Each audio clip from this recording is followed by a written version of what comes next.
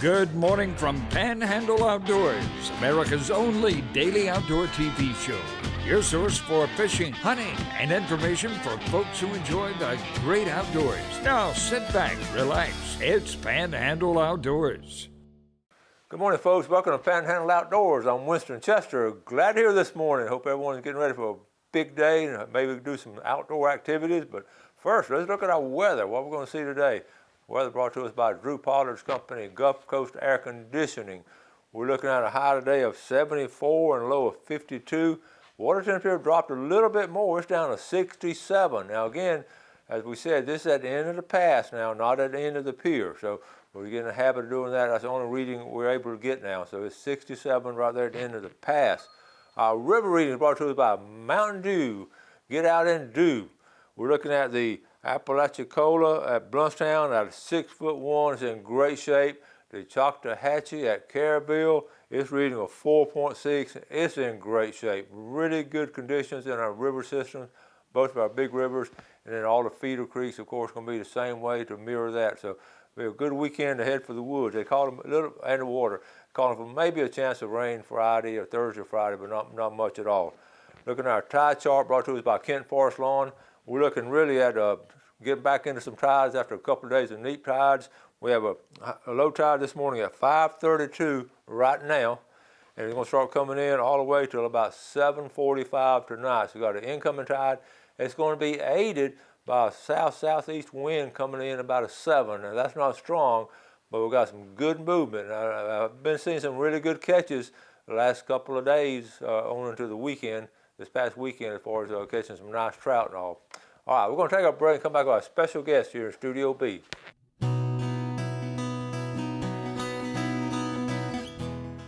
Welcome back, and look who's here, Officer Bobby Ramos. Good morning, sir. Good to have you back. Got up bright and early. Yes, sir. And made a good drive over. Everything was good. And we have all kind of stuff going on now. There's so much going on now, and I had to ask about flounder season open back up. There's just so much out there, and he's going to clarify everything. So, Bobby, get it and go. All right, thank you. Good morning, everybody. All right, I'm going to start off with just a couple announcements. The next FWC Commission meeting will be held December 15th and 16th in Destin, Florida, so not too far away from where we are here. The Florida Constitution authorizes FWC to enact regulations and rules regarding the state's fish and wildlife resources. And to do this, the 7 commissioners meet 5 times every year to hear staff reports, consider rule proposals, and conduct other commission business. Because stakeholder involvement is an important part of the process, we conduct commission meetings at different locations across the state and offer people the opportunity to address the commission about issues that are under consideration. They haven't posted the agenda yet for this particular meeting, but you can get that on the website probably in a week or two. They'll have it out there. But right around the corner, I'd invite everyone to come out and get involved. License-free fishing days are held multiple times throughout the year for saltwater and for freshwater. These are excellent opportunities for those who don't have a fishing license to try fishing out. You can take your youth fishing, or if you got a buddy who's want you to introduce to fishing, take that person out without the obligation to have them purchase a license. All your other rules and bag limits and the season still apply.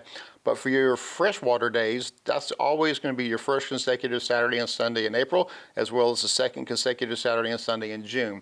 For saltwater days, a little bit different. It's your first consecutive Saturday and Sunday in June, and your first Saturday in September, and the following Saturday following Thanksgiving. So for us, you got November 27th is coming up around the corner. It's going to be a free license day. And speaking of, flounder fishing and free license days, you got flounder opens back up right around the corner on December 1st. December 1st, okay. Some people asked me with a group of people last night. I could not remember when it opened back up, so it is December 1st. It is. December 1st it opens back up. Recreational limits at 5, 14 inches for a total length fish. So certainly you can begin your harvest again starting in 1st of December. Okay.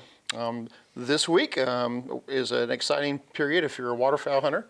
Saturday opens up for our second phase for the 2021 to 2022 waterfowl season. So that'll go, this next phase runs through November 20th through 28th. Your shooting hours for your waterfowl is 1/2 hour before sunrise until sunset, unless otherwise noted. And don't forget that you have to have your $5 Florida waterfowl permit and the $28.50 federal duck stamp, in addition to your hunting license and the migratory bird permits. The federal duck stamp is $28 now? Mm-hmm. Wow. It used to be $3. I remember buying them for $3. I swear I did. You've been hunting a little bit longer than some of us. Goodness gracious, I didn't know that. $28. Yeah, it's up there, man. You want to make sure that I you used to have collect them also. You collect the stamps and all, and I know other people collect them. It's a great collection of them. They've been doing it a long time. They sure have. They're beautiful. I've only been duck hunting for a few years myself, but I've done the same thing, and I got a drawer with the stamps in them, and they're pretty. I mean, people always, I don't want to put my name across of it, but because they're so pretty. But but do that. Yeah, by you the just way. had to sign across it. You couldn't. That's right. Funny. That's right. Okay. Going into our bag limits and when we get into our ducks, so your aggregate limit is 6, but there are sub-limits within that for your species. So 2 of those can be mallards, 1 can be a female. You have up to 4 scoters, 4 eiders, 4 long-tailed ducks, 3 wood ducks. That's one up since the first phase. You now get 3 woodies, 2 redheads, 2 black ducks, 2 canvasbacks, 1 pintail, and 1 mottled duck or Florida duck, as well as 1 fulvous whistling duck. Kind of just like it was with the early season, scalp or your what we call bluebills. During this upcoming phase, November 20th through the 28th, and also December 11th through the 10th, you're allowed to keep 1 scalp. During the last section of the waterfowl season, which is January 11th through the 30th, you can have 2 scalp, and that also applies during that youth and the veteran military hunts as well. That's interesting. They sort of lowered the limit. There used to be a lot higher limit on those. They have. That's one of those birds that they're watching, and they've done it this way in order to try to give your waterfowl hunters the best opportunity of getting the most birds, because later in the season is typically when more show up. Very good. Dove season, it does also open back up again now, and it's running through December 5th. So your morning and your white wing both 15 limit on a daily possession limit on your doves. Login and reporting requirements for deer in Florida. And I'm going to keep beating this up because we keep seeing issues, So all hunters, including those who are exempt from a license requirement, must log their harvested deer prior to moving it from the point of harvest, and that's defined as the point on the ground where the hunter located the harvested deer. In addition, you have to report the harvested deer, 1, within 24 hours of harvest, or 2, prior to final processing of the deer, 3, prior to the deer or any parts of the deer being transferred to a meat processor or a taxidermist, or 4, prior to the deer leaving the state, whichever any of those 4 occurs first. So make sure that you log it and make sure that you report it. Okay, how are we doing on time? We're doing good. We're doing good. All right. So log and reporting, and I know we keep talking about this, but it's important because I want to make sure y'all are getting the information. Option A, you can log and report, which is your first 2 steps, on a mobile device with the FWC Fish Hunt app Florida, and we've showed that app before in the past. And it's important to note on that, a lot of people say, well, I may not have cell phone signal, where you're at. The beautiful thing about that app is it captures that data when you put it in, and then when you get to a cellular signal, ability, that tower will take that information and transmit. But if you were in the middle of the swamp and we stop you and we check you, and you just show us on the phone, as long as that information is inside the phone, you're good. And then later you transmit it and make sure within that 24 hours you get your confirmation number. So that's the beautiful thing about that app. Option B is you can use your paper harvest log to record that information, and then once you get signal, go to gooutdoorflorida.com, or you can also call that number 888-HUNT-FLORIDA or 486-8356. Okay. And make sure that you get that confirmation number that way. Okay. That's very important. So, and I said it's just a change. We haven't been doing it that way, and it's getting hard. Some of the people still don't understand it. It is, and we want people to do it right, and the commission has done everything they can to give you alternatives and make it easy. And we understand everybody doesn't have one of these smartphones, so use the paper log and keep it with you, and then you make a phone call when you can. Okay. All right. Let's take a quick break, and we'll be right back.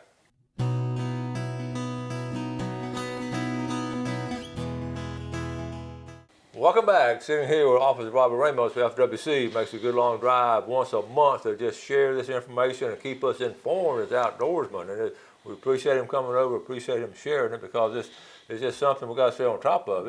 It's not like it was back when our granddaddy would take a squirrel hunting. There's a lot of stuff going on now. Yes, sir. There's a lot of information, and forgive me if I speak too fast and kind of trip over my own words sometimes. We've got a lot of information. We're trying to get it all spit it out there for you. But as always, I'll take an opportunity here to throw my email address out there. Jeff always is great about putting on there. It's robert.ramos at myfwc.com. If you've got particular questions, and we have a segment on here called Ask an Officer, feel free to shoot me an email. If your question is something I think it would be good for the show, we'll throw it on there. We got one coming up from Mr. Hillard. I promise you that if you give me an email, I will give you some type of response back. You may not like it, but I give it back to you. But most people are very appreciative and get the information back, and because I'd like to try to clarify information about regulations and rules and things like that. So shoot it to me, and we'll try to get you squared away. A little bit more about deer hunting, okay? The question is, do I have to log and report deer taken under a private lands deer management permit or an antlerless deer program permit? And the answer is yes. So deer harvested underneath the private lands deer management program and the antlerless deer program permits still have to be logged and reported via the harvest reporting system that we just talked about. Even if they are harvested on a day when the take of antlerless deer is otherwise allowed within the zone in which the enrolled lands are located. So the bottom line is, yes, they still have to complete the harvest log for private land deer management, even if they have an antlerless deer tag. Only hunters who harvest deer on lands participating in the private lands deer management program or the antlerless deer program need to record the 6-digit tag number on the deer harvest log via that app that we talked about, or via gooutdoorflorida.com. You can find the log and report information at myfwc.com/harvest report. Okay. What are the requirements for labeling a deer carcass when transferring it to another party after the deer has been reported? So once a harvested deer is reported through FWC's harvest reporting system, and prior to that deer being transferred to another party, including taxidermists, a meat processor, or anybody else, the deer or portions or parts thereof had to be labeled by the harvester with their first and last name and their harvest reporting confirmation number. Such labeling shall remain on the deer or portions or parts thereof until final processing or until stored at the permanent residence of the possessor. As an alternative to labeling, a processor can use a logbook or a numbering or other tracking system, and that logbook shall contain the same information that's required on the label, which is your first and last name and your harvest confirmation number. Okay. I know that we always have questions about this every single year, and I think that we've done a good job this year of getting ahead of the majority of it. Yes. But always shoot me an email if you got additional questions. All right. So speaking of questions, Mr. J.B. Hillard asked about a month or so. He asked these questions, and we're just now getting an opportunity to get to it. But he said, "We're having a controversy up here dealing with no wake zones." I'm not quite sure where up here is. Okay. J.B. Hillard, the Bent Rod Fishing Club up here in the Funiac Springs, North Baldwin County, Upper Talcahatchee area. So I think that's what we're talking about. Okay. And it's a good question. It doesn't really matter anywhere in the state of Florida. It applies. He said, "A good question would be explain how the establishment of a legal no-wake zone is established, who has law enforcement authority, how to identify a legal no-wake zone and a non-enforceable zone, what is defined if arrested, in general, clarify the whole topic, and where does FWC fit into all this?" So he disguised it as one question, but it's actually like 6 or 7 questions. But okay. It can be pretty lengthy, especially when you talk about the establishment of it. There's a lot of regulations and rules and statutes. So I'm going to hit the high points. I'm going to give you some of the statutes and some of the language of the law, but understand I'm not reading verbatim through statute because it is lengthy and long, and we could do a 6-hour show just on this, and we're not going to do that. But to answer the question, so the key statutes that would address Mr. Hiller's questions are found in Florida Statute 327.46. That's your boating restricted areas. Florida Statute 327.41 discusses uniform waterway regulatory markers, and Florida Administrative Code Chapter 68D, TAC 21, is the approval of local ordinances establishing boating restricted areas. So some of that language, okay, underneath uniform waterway regulatory markers. The Commission, as us, FWC, shall adopt rules pursuant to Chapter 120 establishing a uniform system of regulatory markers for the waters of the state, compatible with the system of regulatory markers prescribed by the United States Coast Guard and in the United States Aids and Navigation, which is 33rd chapter of the CFR, the Code of Federal Regulations, Part 62. See, I told you it's very wordy. I'm trying to keep it brief. Any county or municipality which has been granted a boating restricted area designation by rule of the Commission pursuant to Chapter 327 may apply to the Commission for permission to place regulatory markers within the boating restricted area. So in a nutshell, you can't just go stick a sign up anywhere you want to just because you want to slow boats down. There is a process, and you have to go through FWC, in order to get that, even the counties, they have to go through us, and then we approve them, give them a permit number and so forth. Boating restricted areas, including but not limited to restrictions of vessel speed, vessel traffic, can be established on the waters of the state for any purpose necessary to protect the safety of the public if such restrictions are necessary based on boating accidents, visibility, hazardous currents, water levels, vessel traffic, congestion, navigational hazards, or to protect seagrasses or privately owned submerged lands. So there's a lot of different reasons why these restricted areas could be established. So municipalities and counties have the authority to establish ordinances for boating restricted areas as approved by the commission. So they have to get it approved by the commission. It does. So that's kind of all the legalities of how it's all there. All right. We're going to take a quick break. Come back with the case of the month.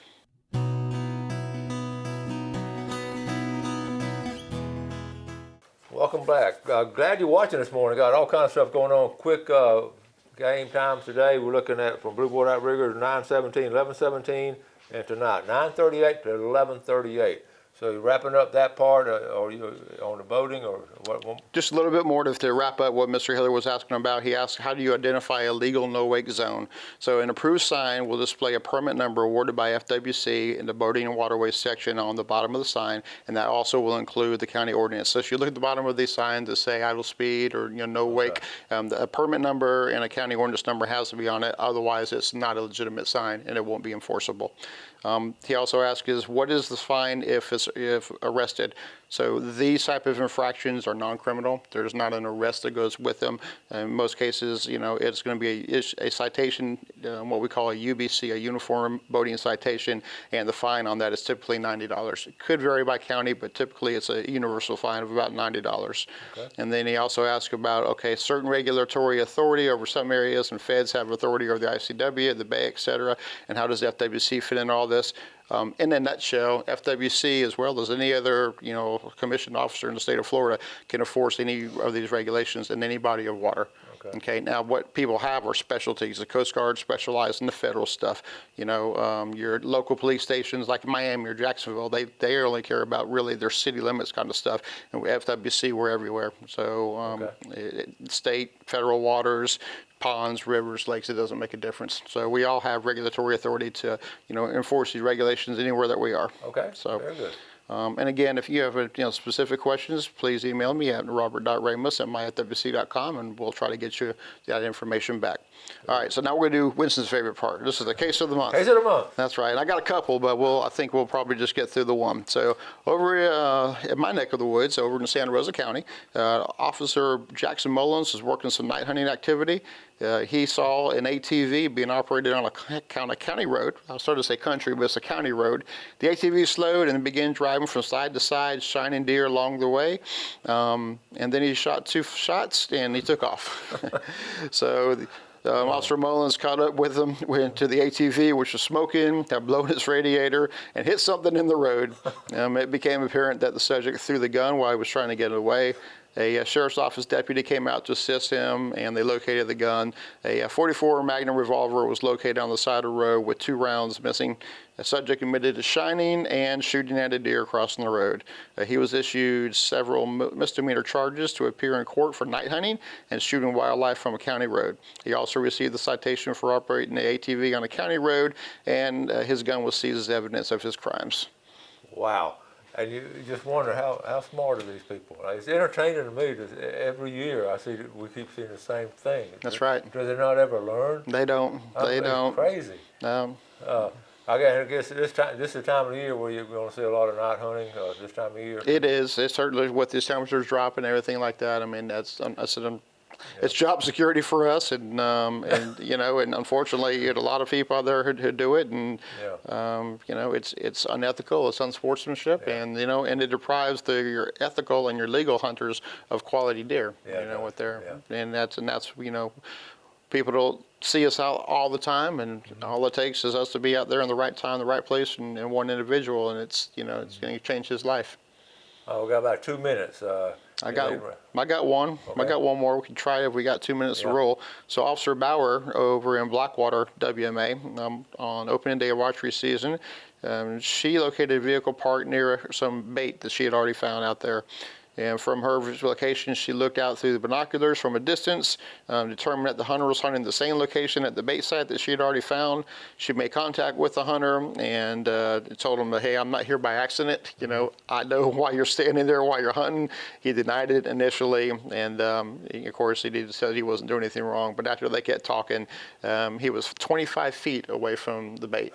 And so he admitted to placing the bait the day of the opening season. He also received the notice of appear for hunting over bait in the WMA. Yeah, I heard we had a lot of this year, hunting over bait in the dove season. Did y'all have it over your way? Yeah, we had it for dove season as well. I know some of our officers made it for dove season. Some cases were made for that first phase of waterfowl season as well. Really? You know, putting bird seed out in these flooded timber fields and things like that. Okay. So it happens. You know, there's a lot more cases that are made than what we obviously have time to discuss and talk about. I've talked about this before. I have some folks that did it. If you have a really big dove shoot and you're trying to keep everything legal, ahead of time, can they have some of y'all inspect it to make sure it's legal what they're doing, or have y'all done that kind of stuff? We can go by and take a look at it. On a really big field and they were harvesting it. Sure. A lot of people out there and they just want to make sure everybody's legal and all. Yeah, if they want to do that and give us a call and say that. In most cases, it's going to be legitimate and we don't have an issue doing that. But you know, it doesn't mean that we're not going to go back and check it again. Well, that's true. That's true. I mean, but the crooks now, they don't call you ahead of time, do they? Not so much. Not so much. Yeah. Well, all right, Bobby. I appreciate you coming over, and I appreciate what you're doing. And ask an officer, and that's a good time to get it clarified is exactly what's going on. And he digs into this and gets the right answer and all. And we appreciate that. And that's coming straight from the commission, and we appreciate what you're doing. Yes, sir. We got to get out of here. Thanks for coming over. Thank you. Appreciate it, sir. All right. Have a good day. Y'all do something good for someone else today. Enjoy our great outdoors, and God bless. Thanks for watching America's only daily outdoor TV show, Panhandle Outdoors with Winston Chester, featuring hunting, fishing, and other activities and information to help you enjoy the great outdoors. Join us next time for Panhandle Outdoors.